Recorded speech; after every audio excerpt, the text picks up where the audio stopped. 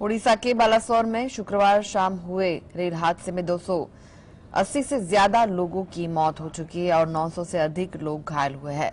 हादसे की भयावहता के साथ सबसे बड़ी चर्चा का विषय यह भी रहा कि 3 ट्रेन कैसे टकराई। देखते हैं खास रिपोर्ट अंदर की बात में।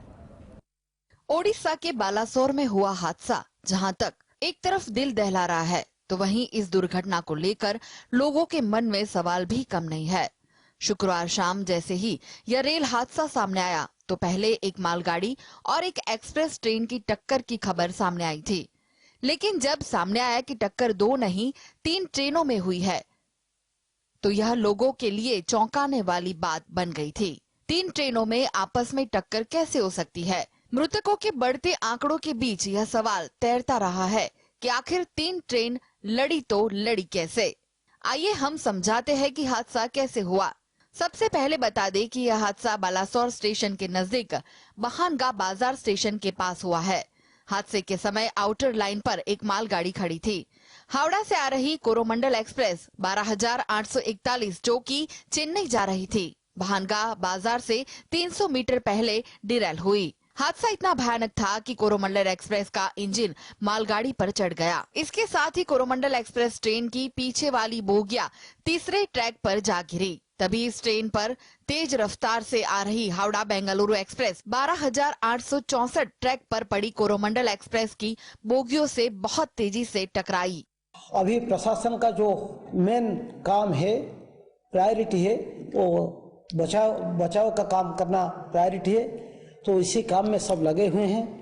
हमारे Baleshwar medical college, Baleshwar district headquarter hospital, Bhadrak district headquarter hospital, Jajpur hospital, SCB medical college Cuttack, AIIMS Bhubaneswar और रास्ते में जितने सारे प्राइवेट हॉस्पिटल्स हैं कटक, भुवनेश्वर और भद्रक, बालेश्वर, जाजपुर जिले में, सब हॉस्पिटल को रेडी करके रखा गया है। एडिक्वेट डॉक्टर्स हैं और एक्सीडेंट साइट को भी हम 50 से ज्यादा डॉक्टर्स टीम भेजे हैं।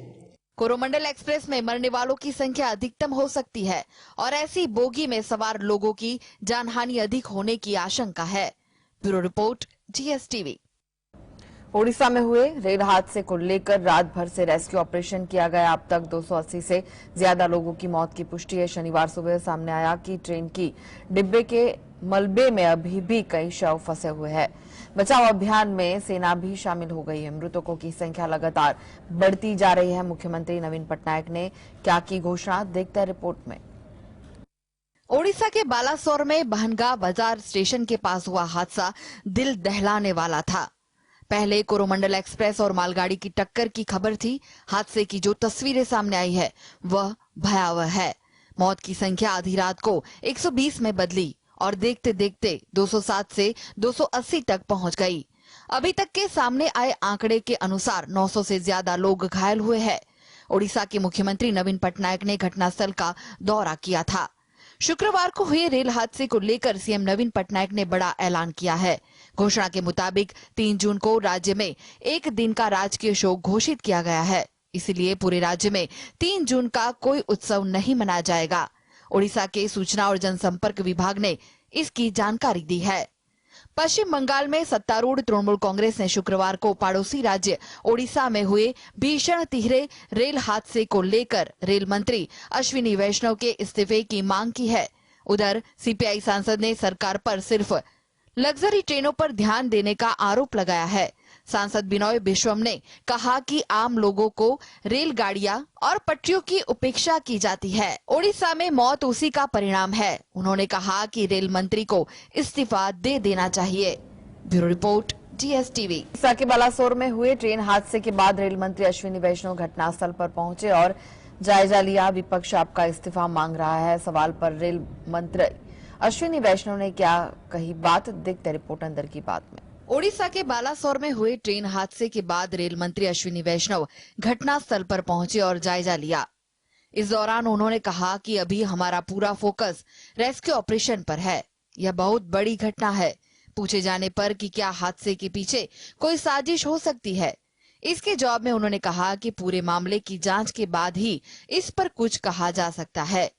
कंपेंसेशन का अमाउंट कल रात में रेलवे की तरफ से डिक्लेयर हो गया था एक हाई लेवल कमेटी भी ऑलरेडी डिक्लेयर हो गई है जो कि इस पूरे एक्सीडेंट में इंक्वायरी करेगी।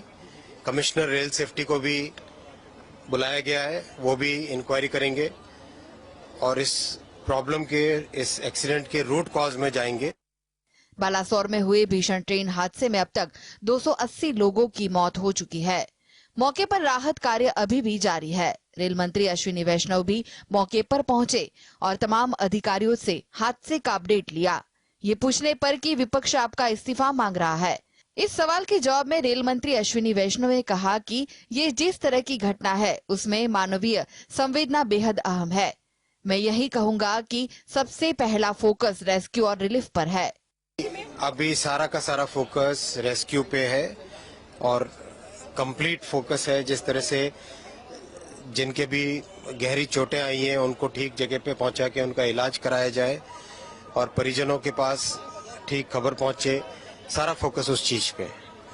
रेल मंत्री ने घटनास्थल पर पहुंचने के बाद कहा कि हादसे की जांच के लिए एक उच्च स्तरीय कमेटी बनाई गई है जो पूरे मामले की जांच करेगी। अभी पूरा फोकस रेस्क्यू पर है। जो लोग घायल हुए हैं उनके बेहतर इलाज के लिए टीम जुटी है। कमिश्नर रेल सेफ्टी को भी हादसे की जांच के लिए कहा गया है।